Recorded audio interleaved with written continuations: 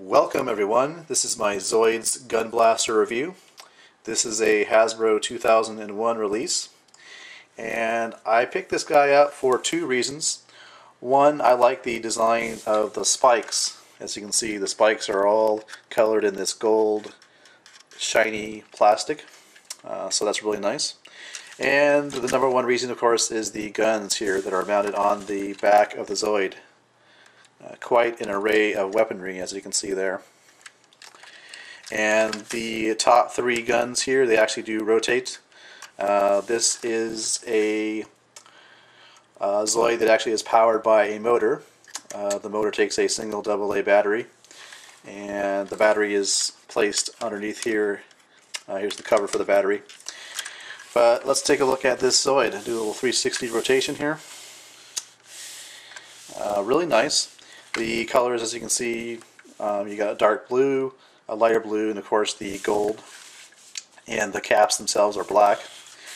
And as I stated in my build review, it does have quite a lot of nice plastic detailing that I suppose if you wanted to take the time, you could dry brush this, maybe with some silver colors, some silver and gold, to bring out even more detail. But as it is right now, you can see there's a lot of plastic molding detail, which is really nice. By the way, here is the lever. You pull this out, it turns the Zoid on, it starts walking, and the guns rotate. And you push it back in, we'll turn off the switch. Now the pilot actually sits right here on the kind of the top of the head, as you can see down there. He's a gray pilot, so it's hard to see, but you can see him down there. So that's where the pilot sits. And once I turn this thing on, of course the feet or the legs are going to move, as are the three gun emplacements at the top here, and the jaw will move up and down as well in tandem with the feet. So let's take a look at that in action. So pull the lever back, and here we go.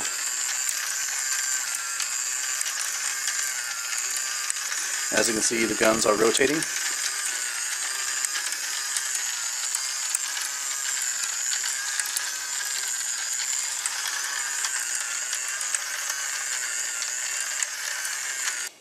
Well, as you can see, it is actually a pretty cool Zoid, and I have one problem with it, and I'm not sure if it's a motor issue or if it's the way that I built it.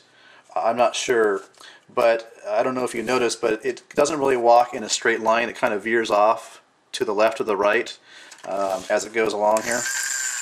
I don't know how obvious that will be to you. It's kind of turning to the right now. Not sure why that is. But anyhow, it just may be just with mine or the way that I built it, so I wouldn't necessarily hold that against it. It is a nice Zoid. I picked it up off of eBay. That's pretty much where you're going to be able to find it, because like I said, this was a Hasbro release back in 2001. And I know you may be able to find it in like a specialty comic shop or a toy shop, but eBay is probably going to be your best bet.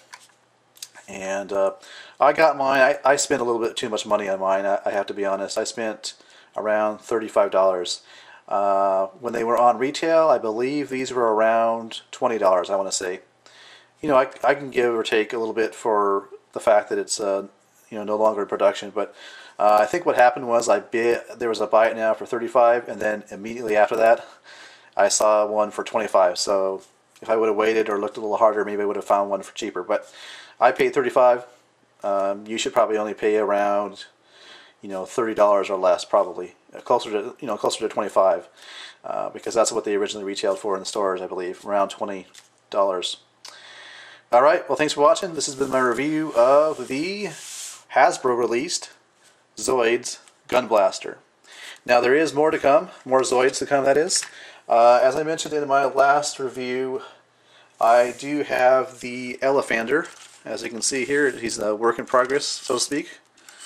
Yeah, he's being built right now, or I'm working on building him. So there's just a little preview. And the other thing that arrived at my doorstep recently is the Zoids Blade Lager with Attack Booster. And as you can see, this is a Takara Tomy release. It's It's got the attack booster option to install on the actual kit. Looking forward to building this one.